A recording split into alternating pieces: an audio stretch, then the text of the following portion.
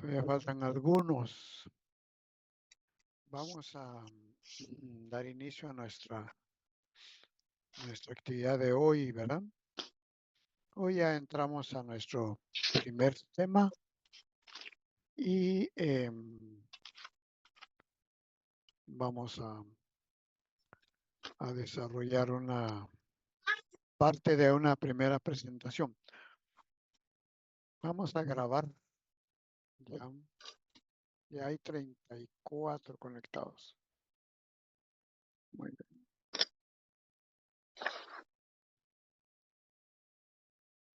Recording in progress. Bueno, bienvenidos al curso de Pedagogía para la Paz. Hoy, sábado 11 de julio de 2026.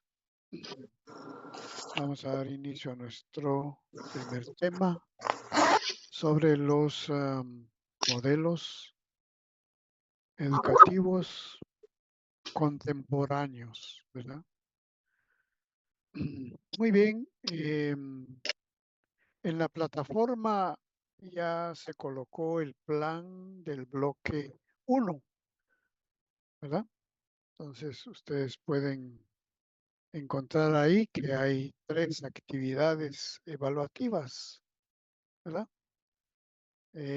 Hay una lectura, hay una investigación y hay un examen, ¿verdad?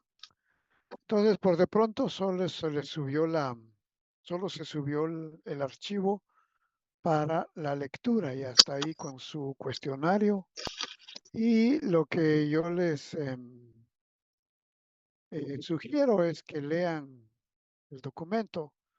El documento es un poco grande, pero ahí se dice que ustedes solo van a seleccionar las páginas del tema que yo estoy solicitando. O sea, entonces es una parte pequeña la que van a leer. Y si lo leen todo y despacio, pues les va a quedar bastante elemento de juicio sobre este tema de los derechos colectivos, ¿verdad?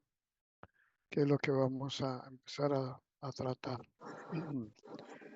Si ustedes solo buscan las respuestas, es posible que lo pueden encontrar y les ayude la inteligencia artificial, pero no van a aprender mucho, o sea, no les va a quedar mayor cosa.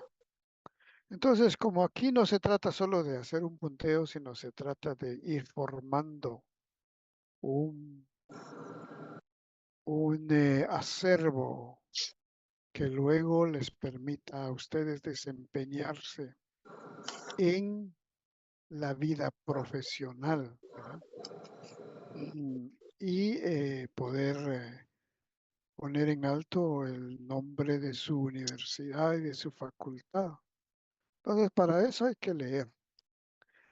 Decía yo hace 8 días que en el modelo tradicional que vamos a ver hoy, bueno, en este curso, pero en el modelo tradicional de la educación, pues a uno le ponían unos grandes libros que tenía que leer, pero eso nos ayudó bastante a formar un criterio amplio, ¿verdad?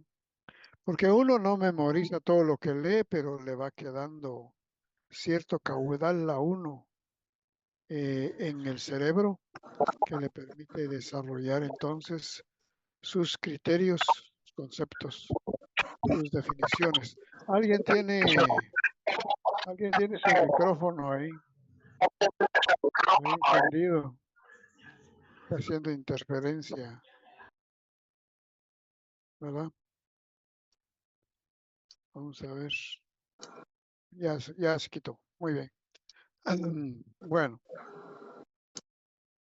entonces les decía que en la educación anterior, pues nos ponían a leer mucho.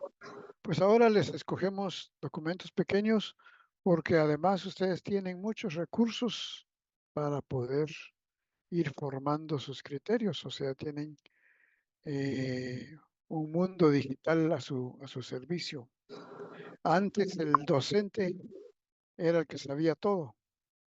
Ahora no, ahora el docente tiene que aprender también con ustedes, porque todo el conocimiento ya se socializó a través de la plataforma, las plataformas digitales, ¿verdad?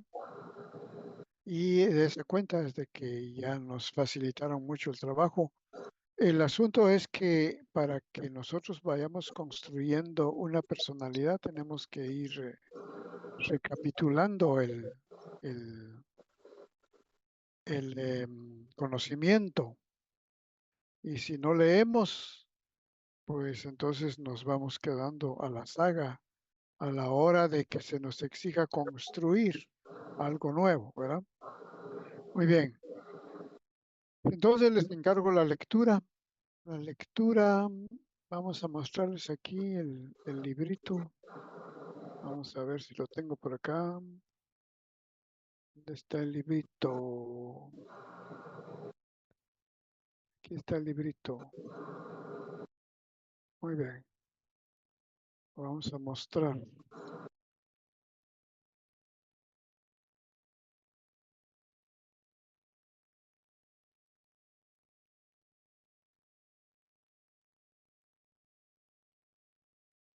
Ahí ya pueden ver el libro, ¿verdad? Dice derechos colectivos hacia su efectiva comprensión y protección por María Paz Ávila Ordóñez y María Belén Corredores Ledesma.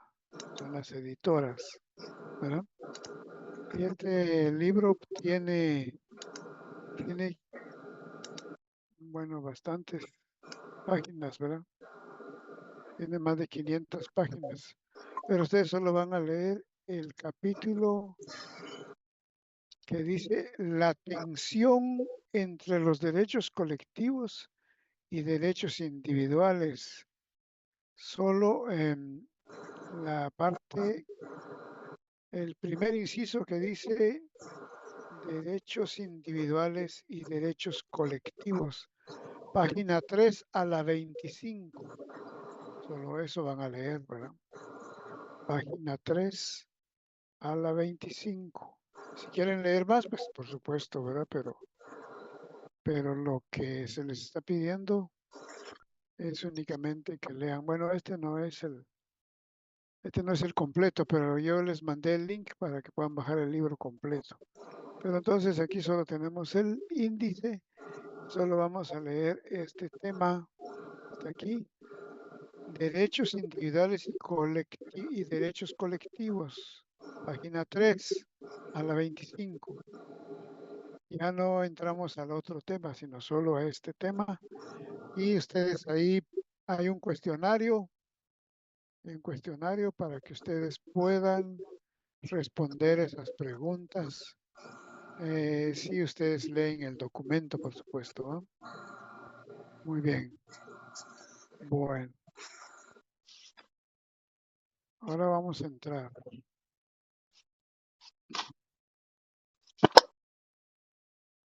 Ahora, cuando entramos a la pedagogía de la paz,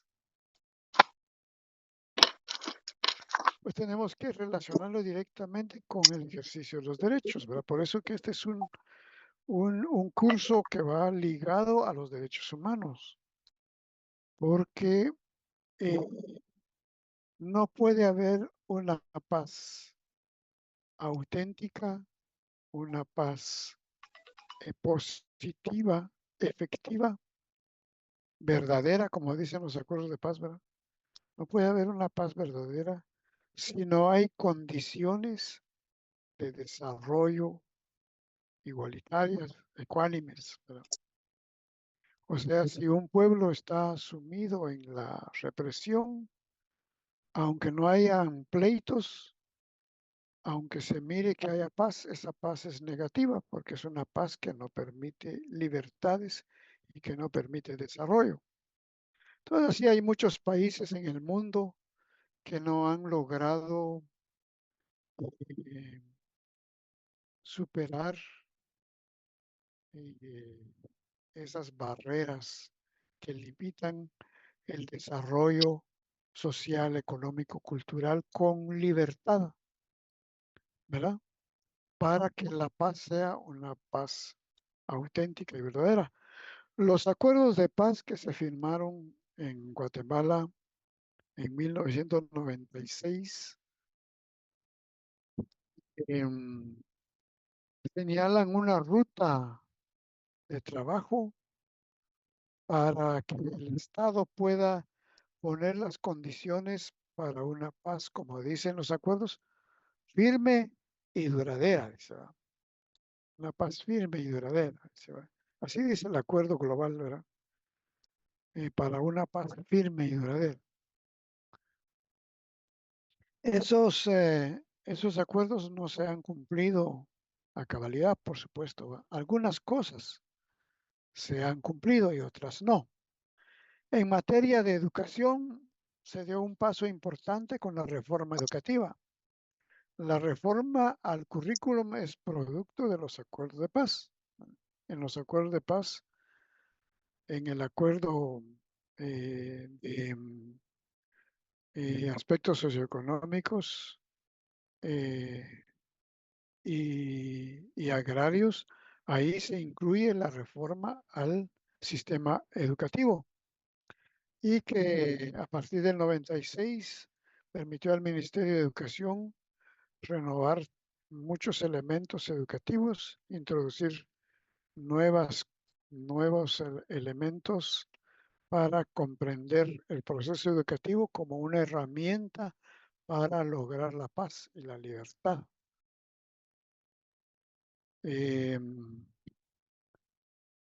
Digamos que es uno de los grandes avances que dejaron los acuerdos de paz. Hay otros, por supuesto, pero hay muchos que no se cumplieron, no se lograron, ¿verdad? Y no se han logrado. Tal vez algún día se logren, pero es una agenda que quedó ahí pendiente, ¿verdad? Bueno, entonces vayamos a nuestra presentación. Vamos a hablar entonces hoy de los derechos colectivos. ¿Qué son los derechos colectivos y cómo estos derechos deben protegerse y cómo contribuyen a el establecimiento de la paz en las sociedades contemporáneas?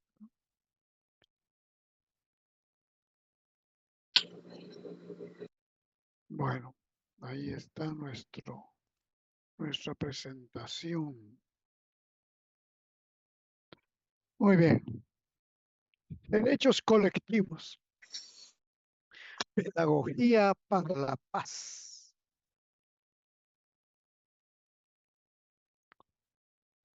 Hay una pregunta generadora. ¿Puede haber paz si un pueblo no puede ejercer sus derechos colectivos? Pues la respuesta es no, ¿verdad? No puede haber paz si los pueblos no pueden ejercer sus derechos colectivos.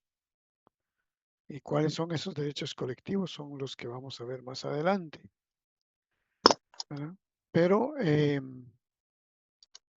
la pregunta tiene que ver con la esencia de la paz. Es que la paz no es simplemente la ausencia de conflictos, ¿verdad? Porque puede ser que en una casa, en una familia, no hayan conflictos observables o latentes, digamos, o por lo menos no hayan conflictos visibles. Uno entra a la casa y mira que todos se hablan correctamente y pues aquí no hay conflictos. Pero a la hora de que usted como pedagogo, como psicólogo, empieza a indagar con cada uno de sus miembros, va a descubrir que hay conflictos subyacentes, pero que no se manifiestan. Y no se manifiestan porque no hay libertad en esa familia de poderse expresar ampliamente y con franqueza, ¿verdad? Muchas veces el padre de familia o la madre en otros casos, ¿verdad? En algunos casos es el padre de familia el que ha establecido ciertas reglas y nadie le contradice. Entonces hay paz, ¿verdad? Y cuando entra un pequeño conflicto entre los hermanos, inmediatamente interviene el padre y pone paz, establece la paz, pero es una paz obligatoria, es una paz negativa, porque es una paz que no permite el desarrollo de la conciencia social hacia la convivencia pacífica, ¿verdad? Entonces, muchas personas en la familia se cohíben, dicen, esta mi hermana me hace esto y esto, pero mejor no me quejo porque va a haber conflicto, ¿no?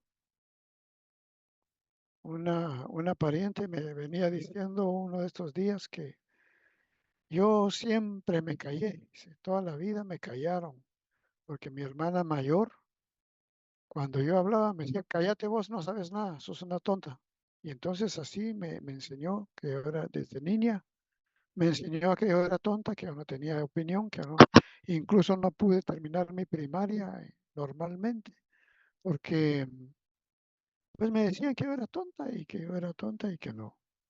Y yo lo fui asumiendo como real y hasta que me casé, mi esposo se aprovechó de esa circunstancia y me mantuvo en operación hasta que me liberé, pero ya muy tarde, pero me liberé y entendí que realmente no soy tonta, pero muy tarde lo entendí.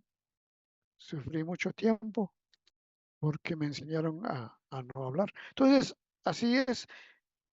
Yo cuando visitaba la familia de esta, mi pariente, miraba que todo estaba tranquilo, me atendía bien el esposo y todo parecía una tranquilidad enorme, ¿verdad?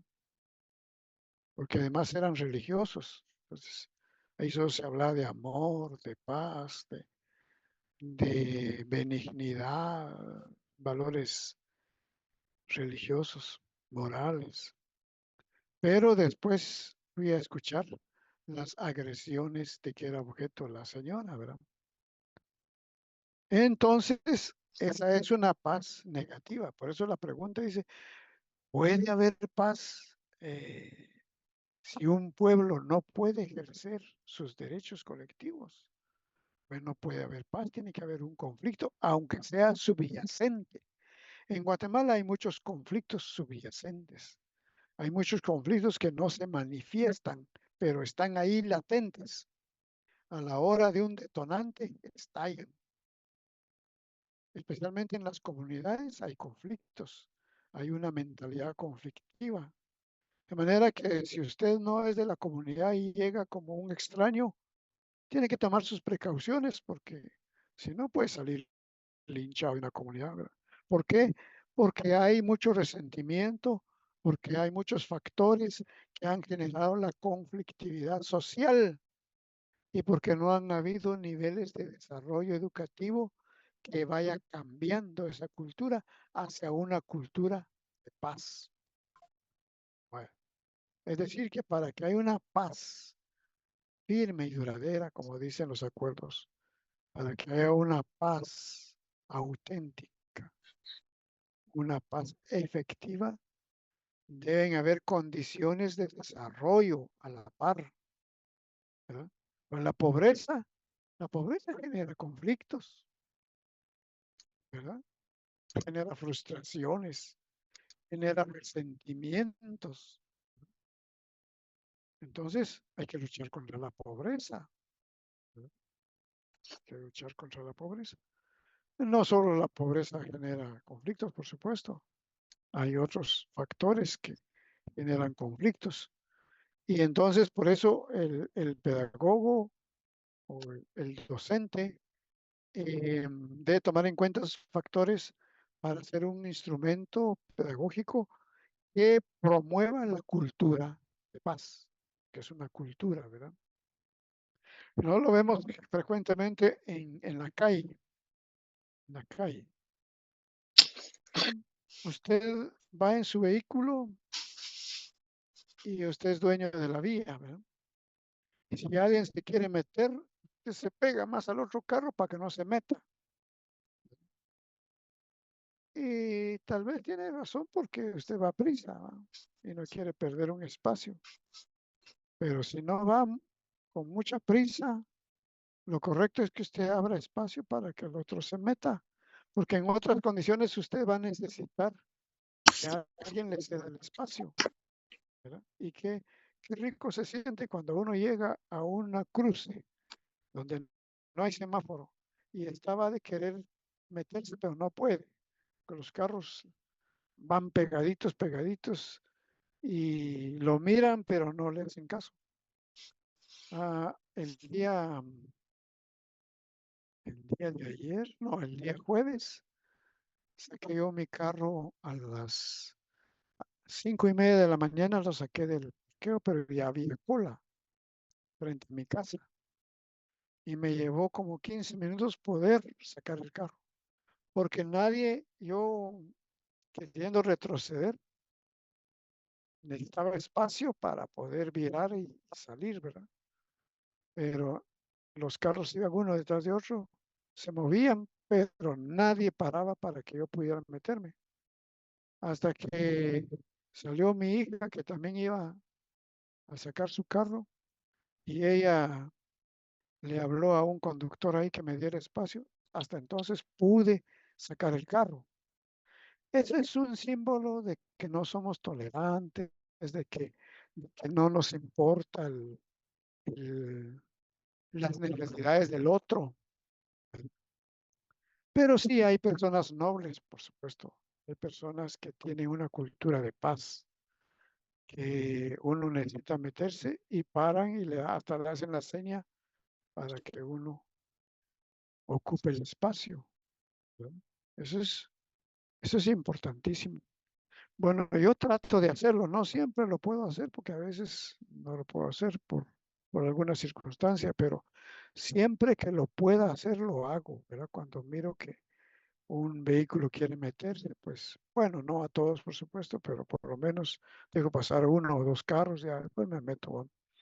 O bien, si es una persona que está parada esperando que haya un espacio para poder atravesarse la calle, muy frecuentemente yo detengo el carro y lo invito a pasar, porque dice el reglamento de tránsito que el transeúnte tiene la prioridad en la vía pública. Ahora, ¿qué son los derechos colectivos? ¿De qué hablamos cuando hablamos de derechos colectivos? Sí, son los que protegen a grupos, comunidades o pueblos. Su finalidad es garantizar el bienestar común, la preservación de la identidad cultural, la participación de todos, que todos puedan participar sin limitación, sin exclusión, el desarrollo sostenible, o sea, un desarrollo que no afecte a las futuras generaciones, y la protección de los bienes e intereses compartidos. Protección de los bienes e intereses compartidos. Pongan atención a esto. Protección de los bienes e intereses compartidos. ¿Cuáles son esos bienes e intereses compartidos? Vamos a ver, Yasmín Ramos. ¿Sería como los parques? Muy bien, los parques son bienes compartidos porque es un espacio de recreación, de distracción que podemos usar todas las personas sin distinción alguna, ¿verdad? Muy bien. Vamos a ver, Stephanie Cristóbal. ¿Qué otro espacio es, qué otro recurso es compartido, un bien compartido? Mm, ¿Algún parque, como dice la compañera? Bueno, ya lo dijeron, pero ¿qué otro? Mm,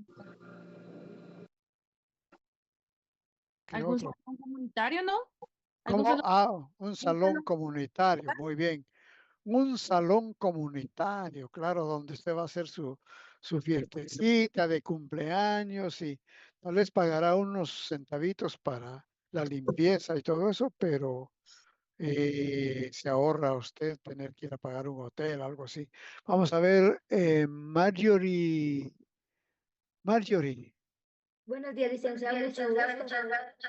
Eh, Podría ser también una política pública, ¿cómo cuál? como por ejemplo cuando se garantizó, permítame, licenciado,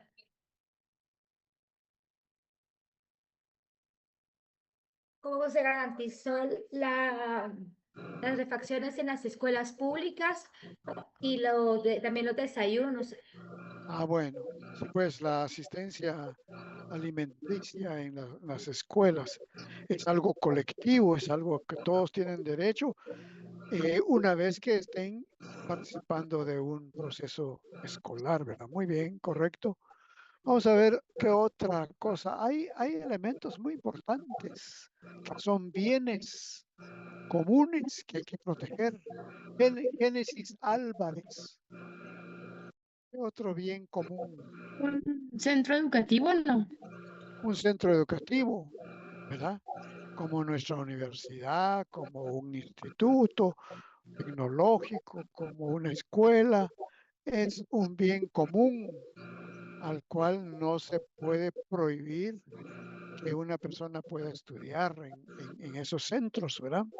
En cambio, una institución privada, pues ya no es colectivo porque ya ahí tiene que pagar, pero un bien público sí es una escuela, ¿verdad? Muy bien, vamos a ver, Jessica García. ¿Qué otro bien común tiene carácter colectivo? Jessica. Bueno, Jessica no. Sí que, si no, escriba. Si no tiene micrófono, escriba. Dice Leslie de León, ¿podría entrar salud pública? Sí, un centro de salud es un bien público, pues claro. Y debiéramos de exigir que ese bien público rinda sus frutos. Hace 8 días o hace 15 días, creo yo, eh, aquí frente a mi casa, un poquito, a unas 2, 3 casas, escuché una bocina y decían el centro de salud de la colonia está invitando a todos los vecinos para que vengan a vacunarse. Bueno, yo salí, dije, ¿qué será? Y miré, ahí estaban uniformados con su chalequito de centro de salud. Y les digo, ¿y qué están haciendo? Vacunando en contra del sarampión. Ah, bueno, pero solo niños. No, adultos también de 16 años para arriba. Usted se podría vacunar, pero ¿será posible que no me afecte? No, no, no, me dijeron es importante que se vacune. Vaya a traer su familia y fui a traer a toda mi familia y todos nos vacunamos contra el sarampión, ¿verdad? Importante porque sarampión es algo que está regresando y afectando a muchos y muchos están muriendo. Ese es un bien común, un derecho colectivo. Las bibliotecas municipales, miren, ya casi no existen, ¿verdad usted? Pero es una fuente de conocimiento. Hoy ya solo hay bibliotecas privadas, ¿va? Sí. Yo tengo mi biblioteca privada y a veces necesito consultar algo y voy a buscar libros y encuentro, voy a buscar, bueno, de La Paz tengo un montón de libros sobre la paz, derechos humanos, tengo un montón. Incluso hay uno que yo elaboré, dice Aportes a la construcción de la paz. Aparece en YouTube también, ¿verdad? O sea que hay las bibliotecas. Sí, aquí mencionan los centros de salud, correcto. Bueno, pero hay otras cosas que no han mencionado. Por ejemplo, el bosque. El De bosque. los 38 cantones de Totonicapán. Ah, mire usted, yo pasé, hace como un año, pasé por la ruta que va entre Quiché, Santa Cruz de Quiché a Totonicapán. Cuando uno ya va llegando a Totonicapán, esas montañas, le tomé algunas fotos, estas montañas de pino, pinabete, ciprés, bien nutridas de vegetación. Es una belleza de la naturaleza. Qué bueno que ahí no hay incendios forestales. Qué bueno que ahí no se ha destruido nada. Ahí está ese bosque. Son recursos naturales. En ese sentido, sí, gracias a los 48 cantones que han conservado con mucho celo esas reservas, porque eso es lo que le da el agua a Totonicapán y le da el agua a Quiché y a otros lugares, esas montañas, ¿verdad? Entonces, eso es fabuloso. Los centros de pesca y de los centros turísticos, o sea, hay muchos recursos que son de la colectividad. Miren, un día yo salí, hace años, por supuesto, salí con mi pareja hacia El Salvador a pasear. Me llevé un carrito. Y pueden ustedes creer que no encontré playas así. Bueno, ahí está la playa La Libertad, ¿verdad? Que es en el puerto de La Libertad, pero nosotros nos fuimos más allá y todo cercado, todo playa privada, playa privada. Y al final llegué a una playa pública muy pequeña, un espacio muy pequeño. Y le digo, ¿usted y las playas, famosas playas de El Salvador? Sí, pues son privadas, usted me dice. Usted paga en un hotel ahí, entra y ahí tiene una playa privada. También tuve la oportunidad de ir aquí en Guatemala, en San José. Y un día me invitaron a dar una plática sobre derechos humanos a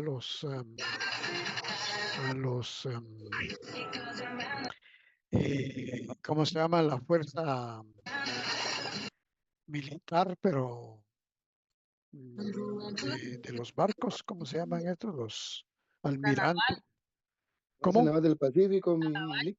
Sí, la base del Pacífico. Los Ahí, marinos. los marinos. Ahí fui a dar una plática y después de dar la plática, pues me invitaron al almuerzo y después del almuerzo me dijeron, ¿quiere ir a ver la playa? Y me acerqué, miren qué playa usted. Limpia la playa porque la tiene el ejército, obviamente, ¿va? Ahí hay, ¿cómo se llama? Una playa hermosa, muy tranquila porque es una entrada del mar. O sea, no hay olas grandes y hay churrasqueras a la par. Puede uno ir a asar su carne ahí, comer, hay ranchitos.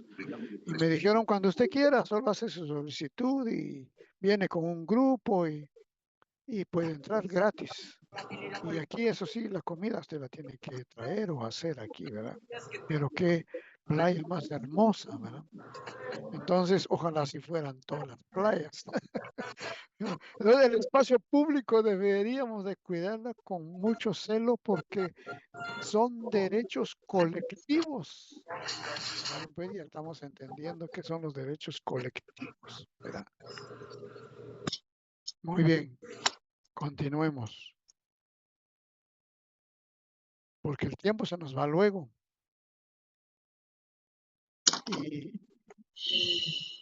bueno, ojalá ya muy pronto estemos en la facultad en forma presencial. Dice, derechos colectivos, dice este autor Rubén y Gabriel Twiglis.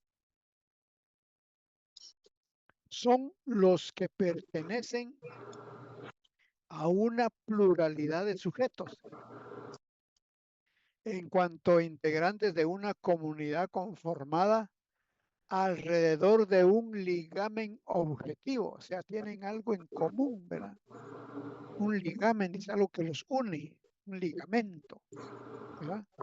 La pretensión de goce por parte de cada uno de ellos de una misma prerrogativa.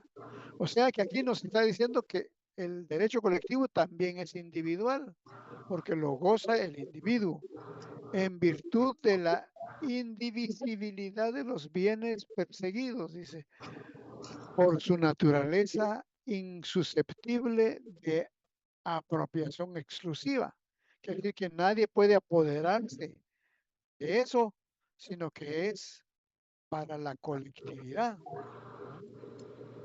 Entonces uno lamenta mucho cuando la gente se apodera de cosas. Hay muchas cosas que la gente se ha apoderado.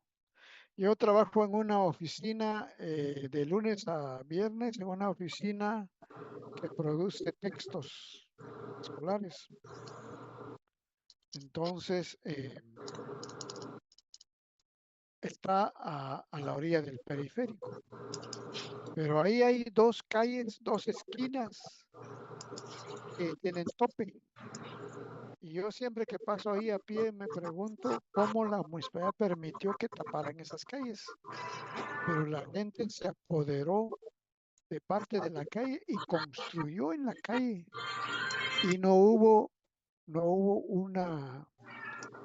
una autoridad que velara por el bien común. Y entonces ya esa calle se volvió privada. Se volvió privada.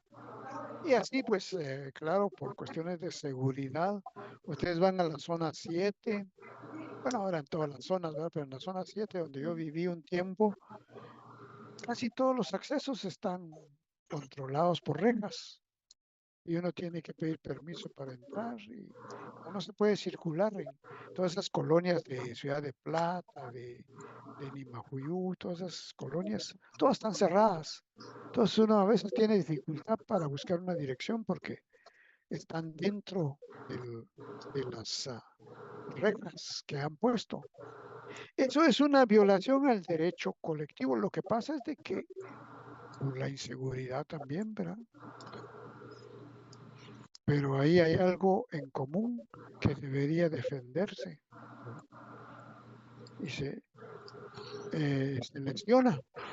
A veces intereses particulares lesionan los intereses comunes. Por ejemplo, yo vivo en una colonia popular y hay una calle ancha que la volvieron calle comercial. Bueno, ¿acaso puedo yo andar por las banquetas? Yo tengo que andar por la calle porque las banquetas están tomadas por los negocios. Unos sacan camas, otros sacan churrasqueras, otros sacan venta de frutas, otros sacan, y todos sacan, aunque tengan su local en su habitación o en su vivienda o en su negocio, ellos en la mañanita empiezan a sacar todo a la banqueta. Entonces uno ya no puede pasar por la banqueta, que un pinchazo que saca todas sus llantas a la banqueta. Entonces uno ya no puede usar la banqueta.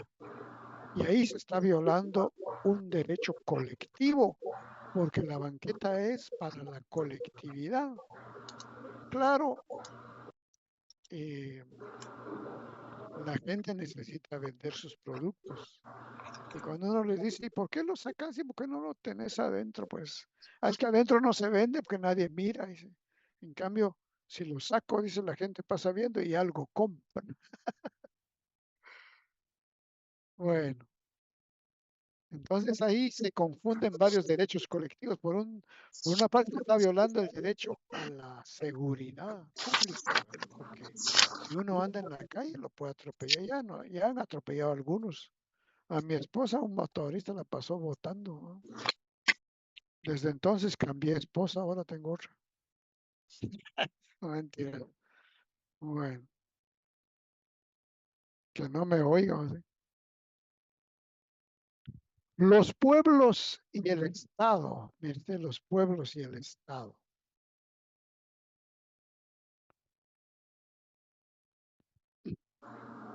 Un Estado democrático es el que promueve la protección de los derechos de los ciudadanos, tanto a nivel individual como colectivo. Y es que ahí hay una dicotomía. En la lectura que van a hacer van a encontrar que hay una ambigüedad. Pero se concluye en que todo derecho colectivo también es individual, pero no al revés. No todo derecho individual es colectivo, ¿verdad? Porque, por ejemplo, usted tiene derecho a su vivienda, eso es individual, pero derecho al uso de la calle, eso es colectivo, pero también es derecho de usted personalmente. Entonces, ahí es donde el derecho colectivo también es individual. En cambio, el individual no siempre va a ser colectivo. Si el Estado representa a élites políticas, como en muchos países y como en Guatemala, ¿va? Porque cuando hablamos del Estado no hablamos del gobierno, sino de las instituciones del Estado, ¿verdad? Hablar de gobierno es solo el ejecutivo, pero hablar del Estado es hablar de jueces, eh, diputados, ¿verdad?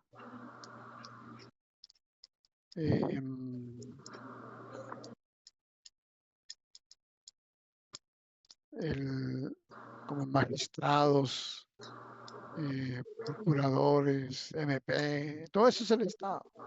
Entonces, cuando el Estado representa a élites políticas o económicas o militares, no garantiza la paz integral y por lo mismo no promueve el desarrollo igualitario en la sociedad que gobierna.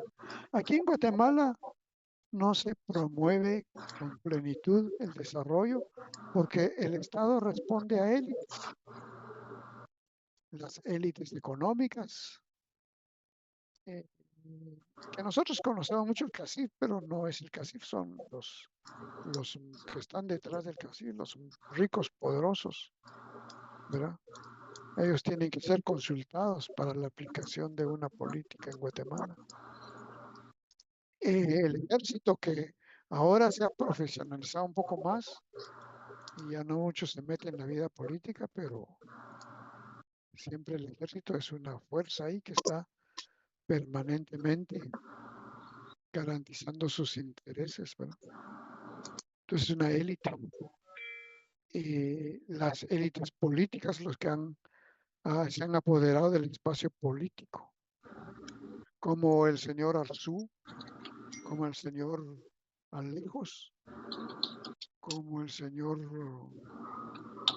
este de Sololá, que no es de Sololá, pero representa a Sololá, Rodríguez, se han apoderado de la política, como doña Sandra Torres, que ya debiera estar dedicada a cuidar a sus nietos y bisnietos, ¿no? Pero no, ella sigue manipulando a la política en Guatemala y mucha gente babosa que todavía lo sigue. Mucha gente babosa que todavía lo sigue. Entonces hay élites. Por eso es de que nuestro país no logra un mejor desarrollo. Hemos desarrollado, sí, vamos creciendo, pero siempre en mucha desigualdad, ¿verdad? Mucha desigualdad. Entonces los ilustrados, o sea, los pensadores de la ilustración, o sea, cuando empezó la modernidad en el mundo, escribieron, y aquí tenemos 3 ejemplos. Voltaire escribió sobre la razón.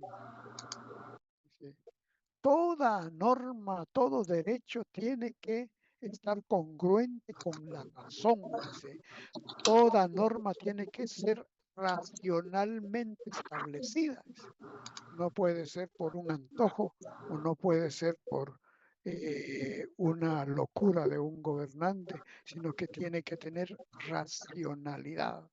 Eso dice Voltaire. Y Rousseau dice, el Estado debe garantizar un contrato social, ¿verdad? O sea, debemos vivir en un contrato social, dice, donde todos participemos de los mismos derechos. Y en la interpretación actual dice, el contrato social es la Constitución, es nuestro contrato social. Lo malo es que la Constitución no siempre responde a los intereses de todos, ¿verdad? Entonces, hoy hay una iniciativa ahí de un grupo de encabezados por este señor Ortiz, que es un abogado. Hay un grupo que se llama Poder Ciudadano, que está llamando, hoy precisamente creo que empiezan la campaña de recopilar firmas para presentarlas al Congreso como una iniciativa de reforma constitucional. Yo no la he leído, solo he escuchado un poco, porque no he ido a firmar tampoco todavía, pero no sé si voy a firmar o no, pero pero sí hay, están haciendo una campaña grande ahí para poder firmar.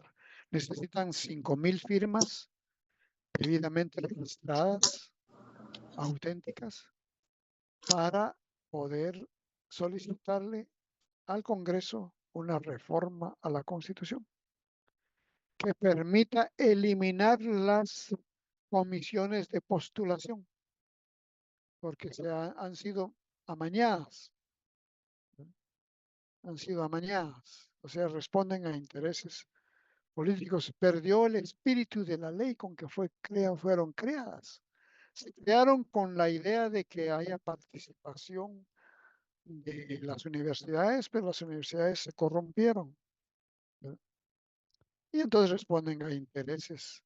Y ante todo, el dinero que juega un papel importante ahí, ¿verdad? El dinero, se compran voluntades y entonces no pasa nada, ¿verdad? De manera que la propuesta es, yo no, como digo, no la he leído bien. No sé si les puedo recomendar que vayan a firmar o no. Tengo que leerla. Pero lo que les señalo es que hay una iniciativa ahí de ciudadanos para reformar la Constitución. Si eso así fuera, el Congreso se ve obligado a conocer esta iniciativa y a discutirla en el seno del Congreso. Y si la aprueba, tendría que irse a una consulta popular donde ya todos podamos decir sí o no. Y el otro de los ilustrados es don Montesquieu, el conde de Montesquieu, o el barón de Montesquieu, creo que no era conde, barón de Montesquieu. Él es el primero que habla, es francés, ¿verdad? Habla de la división de poderes. Dice él, no es bueno que el mismo que hace la ley la aplique y la juzgue. Unos deben hacer la ley, dice, otros deben aplicarla y otros deben de juzgar si se aplicó bien o no. Entonces ahí hay una división del poder. Bueno, hacia eso iremos algún día. ¿Cuál es la relación del Estado y su responsabilidad con los pueblos de Guatemala, ¿verdad? El Estado se fundó desde una base monocultural, o sea, una sola cultura, la cultura hispana. No había chance para darle cabida a la cultura ancestral. Eso no se tomaba en cuenta. Entonces, voy a tomar una foto aquí. La cultura fue única. Así se fundó el Estado de Guatemala. Monocultural. Pero en este estado habían pueblos indígenas, o hay pueblos indígenas. Y entonces, ¿qué hacer? ¿Qué hacer con estos pueblos indígenas? Entonces vinieron varias ideas. Uno, hay que aniquilarlos, hay que terminarlos, porque son un estorbo al desarrollo. Eso opinaron muchos políticos de aquel tiempo. Pero otros dijeron, no, hay que asimilarlos. Hay que enseñarles el idioma y que es prohibido ya que hablen los idiomas ancestrales. Y entonces crearon en educación lo que se llamó la castellanización. Si uno era indígena, lo llevaban directo a castellanización primero, 1 año en castellanización para que aprendiera a hablar el idioma y las costumbres mestizas. Y luego ya podía entrar a primero. Asimilación. Luego se habló de la integración, mejor integremos. Uno de los que habla de la integración es Miguel Ángel Asturias. Él dice literalmente, hay que traer braceros blancos, campesinos blancos, ¿verdad?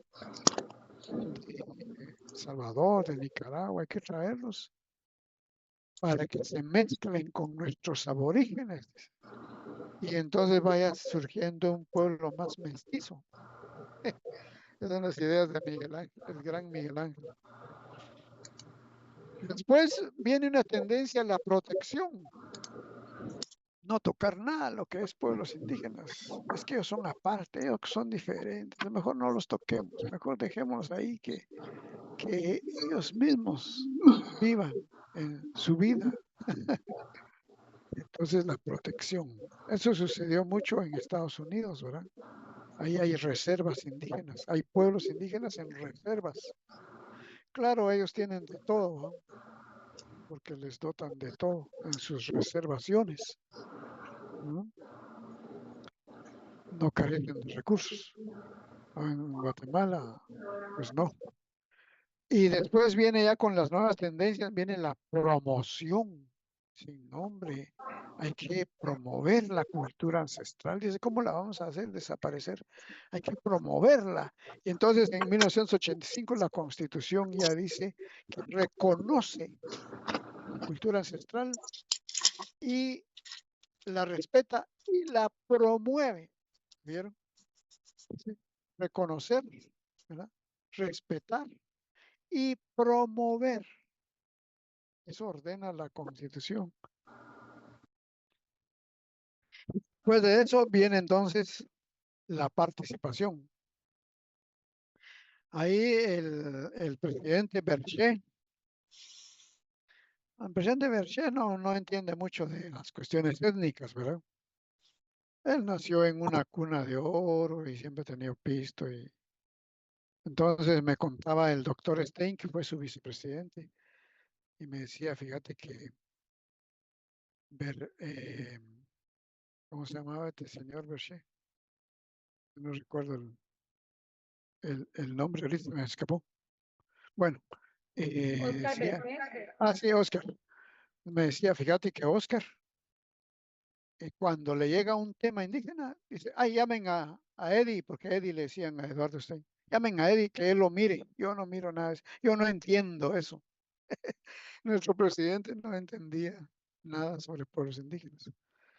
Entonces, pero le dijeron, mire, presidente, usted tiene que ordenar que abran la participación a los indígenas. Bueno, dijo, y sacó un acuerdo gubernativo y decía, se convoca a todos los profesionales indígenas que quieran ocupar cargos de alto nivel en la administración pública para que presenten sus solicitudes y currícula. Y entonces empezaron a llegar bastantes currículos para optar a cargos de directores generales, de ministros, de viceministros, ¿verdad? Y sí abrió el espacio. No recuerdo cuánta gente contrató, pero sí contrató bastante gente en cargos, porque le dijeron, es que hay participación, pero fíjese que sí, pero de maestros, sí, pero de secretarios, sí, pero de conserjes, de guardianes, pero ¿por qué no les dan puestos más importantes? Y entonces él dijo, tienen razón. Pues ahí abran una norma de que vengan y que presenten su currículo. Necesitamos un químico, biólogo aquí, necesitamos un físico. Bueno, pues de muchas profesiones no se encontraron, ¿verdad? Porque los pueblos indígenas no han desarrollado todos esos elementos, ¿verdad? Muy bien, entonces ahora vamos hacia un estado, porque no hemos llegado a eso, un estado plural. Aquí está, hacia un estado plural. Venimos de un estado racista, porque el estado de Guatemala se construyó sobre el racismo, ¿verdad? Por eso es que se acuñó la palabra indio, ¿verdad? O sea, este es indio aparte, ¿va? Este indio pues no merece mejor trato. Este que espere, ¿va? O sea, un estado autoritario, racista. Pero eso fue cambiando hacia un estado democrático, que no es del todo democrático, pero ha logrado caminar hacia la democracia, porque no estamos como Irán o como Cuba o como, ¿verdad? Sino que vivimos con ciertas libertades. Entonces, este ya es representativo, es un estado representativo, ya no es tan autoritario.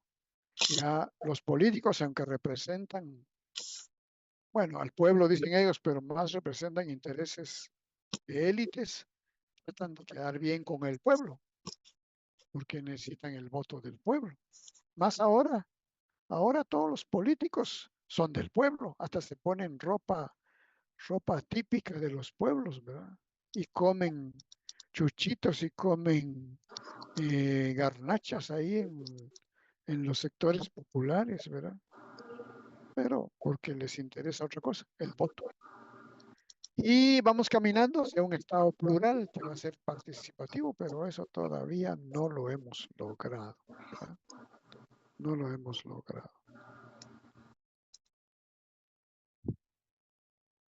Hasta aquí, vamos bien. Vamos a tomar la foto antes que se nos olvide.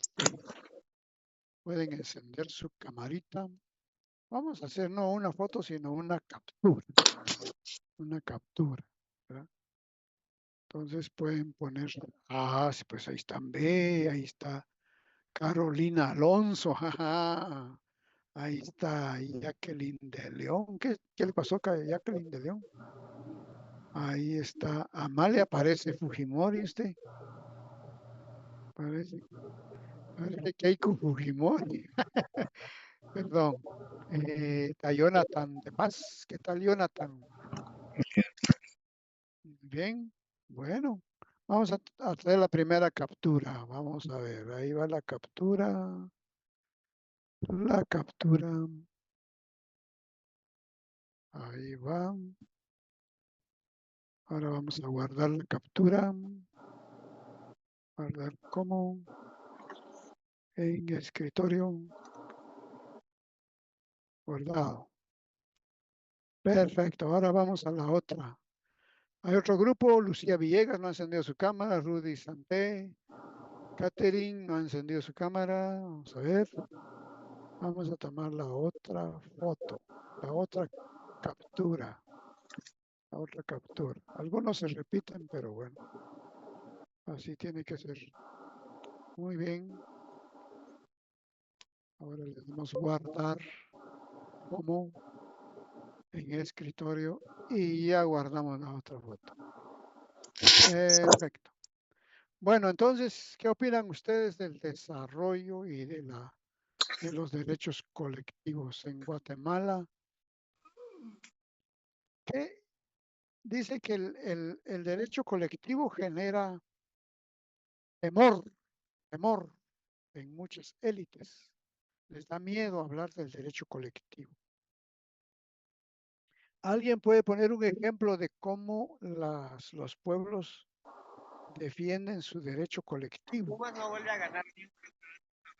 Que genera conflictos, ¿verdad? Mis Pumas. ¿Con protesta? Sí, a veces hay protestas, ¿verdad? Que no todas las protestas defienden derechos colectivos, pero sí hay muchas que defienden derechos colectivos, ¿verdad? En Guatemala hay una tendencia un poco complicada, que es la lucha por la tierra, ¿verdad? Todavía hay mucha lucha por la tierra. Diga, Wendy Ramos. Buenas tardes, licenciado. Como usted decía, un ejemplo, acá en Chinautla quieren hacer una nueva carretera, una nueva autopista, pero los pueblos están defendiendo ya que ellos hicieron sus pozos para suministrar agua y a ellos les quieren quitar esa tierra para poder construir carreteras y dar a nuevas áreas de residenciales y apartamentos. Y así como acá se está manifestando y están haciendo el movimiento para que no se logre destruir los pozos. No sé si eso aplica. Sí, claro, aplica correctamente, porque ahí entra una contradicción entre los procesos de desarrollo y la defensa de los derechos colectivos. ¿Y cómo resolverlo? Ahí se genera un conflicto. Entonces ese conflicto, el gobierno y el Estado debe tener capacidad para resolverlo, para que haya un ganar-ganar, o sea, que ganemos todos. No va a imponer su autoridad rompiendo esas montañas y metiendo fuerza pública para que desalojen a los campesinos, porque entonces sería violar el derecho colectivo. Pero sí puede negociar con ellos algunas alternativas, tal vez desviando un poco la ruta, tal vez compensando de alguna manera, se puede. Yo pongo siempre un ejemplo que sucedió en Totonicapán, allá con los 48, ¿verdad? Que cuando empezaron a hacer la carretera de doble carril, de 4 carriles de los encuentros para Quetzaltenango, pues la Solel Bone fue la encargada y la Solel Bone le pidió autorización al gobierno para extraer piedra de la montaña. Y el Ministerio de Energía y Minas y de Ambiente le autorizaron. Y ellos llevaron sus máquinas y empezaron a romper la montaña. Montaña comunitaria, pues por supuesto. Y entonces los campesinos de 48 se levantaron y dijeron, ¿qué es eso que están rompiendo nuestra? Sí, porque el gobierno lo autorizó. Sí, pero no, a nosotros no nos ha dicho nada. Entonces se reunieron los 48 y llegaron al lugar donde estaba la maquinaria y le dijeron al ingeniero, le damos 8 días para que retire toda su maquinaria. Si no, le vamos a prender fuego a todo. Que nosotros vamos a defender nuestra montaña, es nuestra piedra la que están ustedes sacando sin autorización nuestra. Entonces alguien más inteligente le dijo al ingeniero, no pelee con ellos, negocie con ellos. Y entonces les dijo el ingeniero, pero nosotros necesitamos la piedra, porque aquí hay bastante piedra y necesitamos la piedra. Y vamos a dejar reforestar el área. Y ustedes también necesitan la carretera. Pues lleguemos a un arreglo. Y le dijeron, bueno, en 8 días venimos y le decimos cuál es nuestra condición. Y a los 8 días llegaron y le dijeron, está bien, le damos permiso para que saque la piedra, pero nos hace nuestras conexiones asfaltadas de esa carretera principal que están haciendo, nos conecta a las aldeas que están aledañas con asfalto. Oh, dijo el ingeniero, pero vamos a hacer números. Y entonces les contestó, está bien, les hacemos la carretera, solo que asfalto de segunda, muchachos, dijo, porque asfalto de primera no puedo meter ahí, porque en primer lugar son caminos vecinales y segundo, pues no está en el presupuesto. Entonces yo voy a invertir ahí para que me den la piedra. Y ustedes pueden cobrar un peaje ahí a sus carreteras auxiliares que las vamos a hacer. Y con ese peaje ustedes pagan las reparaciones que se vayan necesitando. ¿Correcto? Dijeron, de acuerdo. Entonces, felices todos, sacaron la piedra, hicieron la carretera, les hicieron sus carreteras. Unos 2, 3 kilómetros de carretera, pero son varias entradas a los cantones de asfalto. Y le ponen talanquera ahí. Cuando yo me he metido a veces por ahí, hay una talanquera. ¿Sí? Hay que pagar 3 quetzales para el paso y se paga para mantenimiento. Eso es un arreglo de buena voluntad. O sea que en todo es posible el arreglo, salvo que los lugares sean muy radicales, como el caso del conflicto de Nahualá y Santa Catarina y esos son radicales. Pero ahí hay otros elementos extraños, externos que se están metiendo. Por eso no logran llegar a una solución duradera. Están en conflicto constante. Y cada poco hay detonantes de ese conflicto, ¿verdad? Porque son radicales las posiciones. Entonces, cuando es un radicalismo, pues ahí es pierde, todos pierden, ¿verdad? Pero cuando hay racionalidad, pues se puede. Por ejemplo, ahorita se está hablando del proyecto del Metroriel. Dice el presidente Arévalo que él va con todo para el Metroriel. y que lo van a hacer los de Inglaterra y los de, ¿cómo se llama este otro país? Irlanda. Ellos dos se van a unir para hacer el Metroriel, por lo menos para hacer los planos y para dejar todo listo para empezar a trabajar. Y está bien. Y él dice que, el presidente dice que ya no va a poder entregar el Metroriel, pero lo va a dejar todo listo para que otro gobierno implemente el proyecto. Pero ahí que va a haber, ahí va a haber conflicto, porque muchas personas ya ocuparon la línea del tren, que es la que van a usar para el Metroriel. Y entonces, ¿cómo negociar con ellos? Lo probable es que les vayan a pedir que se vayan a otra área, pero no van a querer. Diga, Wendy. Disculpe.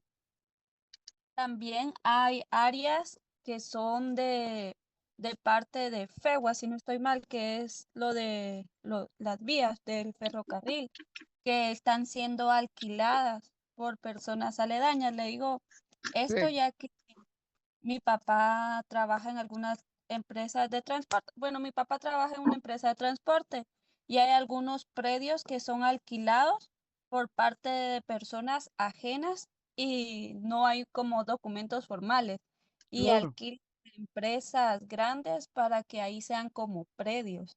Entonces, exacto. ahí veo yo los conflictos que van a ser grandes. Esos van a ser grandes conflictos.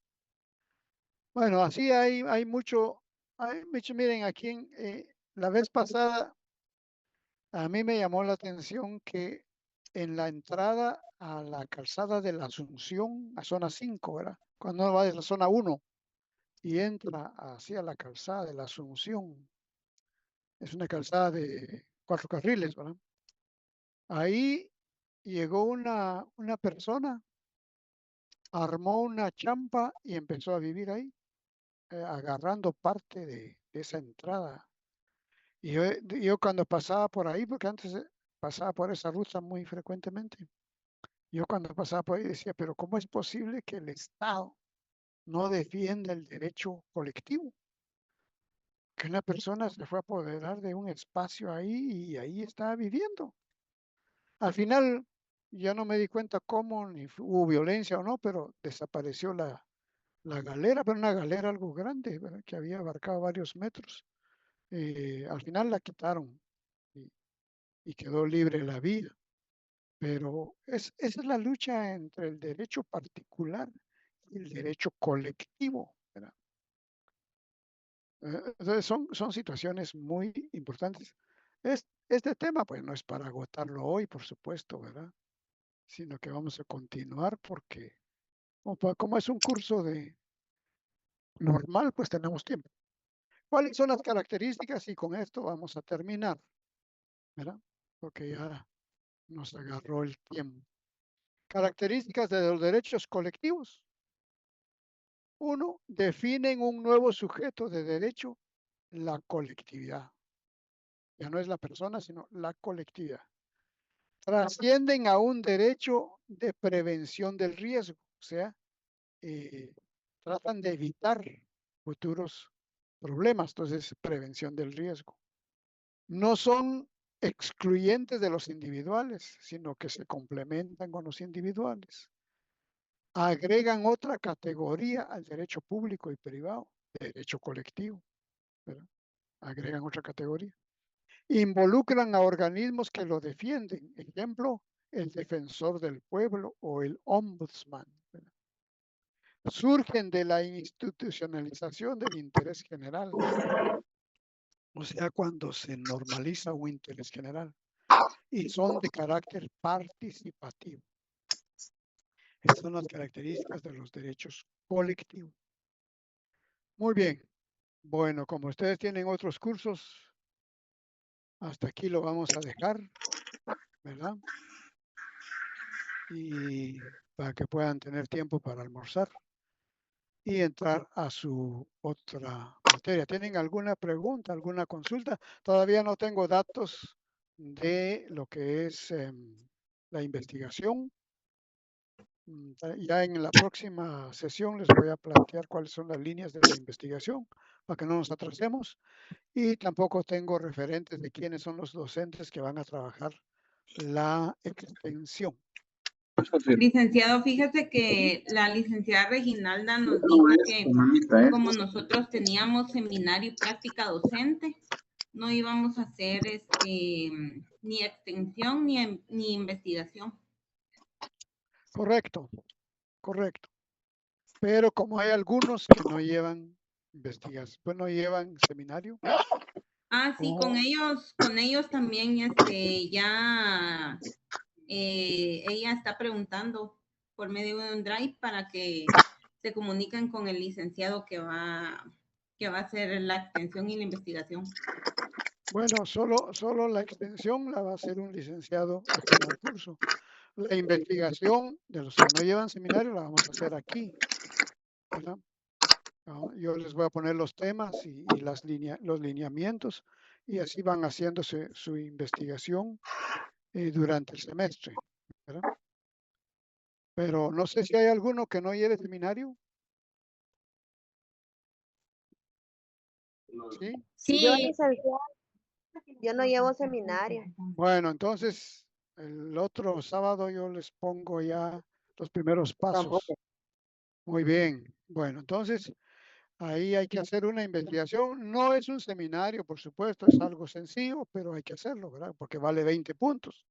Entonces tiene sus fases, ¿cómo se llama? Su metodología que hay que aplicar. Muy bien. ¿Alguien más? Ahora, extensión, sí va a haber una persona nombrada para que los organice en una extensión, ¿verdad? Ahí sí no es conmigo. Ahora la investigación sí va a ser conmigo. Salvo que de repente nos ponemos de acuerdo con algún otro docente, pero hasta ahorita no se ha podido. Me hicieron una propuesta, pero el tema no tiene nada que ver con el curso, entonces tal vez no, ¿verdad? Muy bien. Bueno, entonces hasta aquí llegamos. Ya tenemos más de una hora de estar conectados, así que nos vamos a quedar tranquilos y nos vemos el próximo sábado. Ahí hacen su tarea. Si tienen alguna duda sobre la tarea, entonces me escriben al 4020-8866. Ahí lo puse en el chat. 4020-8866. Me pueden escribir preguntando. Eso sí, no me vayan a escribir, licenciado, no entiendo tal trabajo porque me voy a desorientar. Tienen que decir, soy tal fulano de tal curso, porque como yo doy otros cursos, ¿verdad? De tal curso y tengo y esta duda o este problema. Entonces así ya me oriento yo bien, ¿verdad? Pero a veces algunos me escriben como que nos conociéramos bien, ¿verdad? Y yo tengo que estar adivinando de qué se trata, ¿verdad? Entonces me explican bien con sus datos, así no hay problema para la respuesta. Bueno, que tengan entonces una feliz tarde. Ahí miran el partido y nos vemos. Se cuidan. Feliz tarde, licenciado. Bueno, Tarde, Feliz tarde, Bueno. licenciado. Gracias, Adiós. licenciado.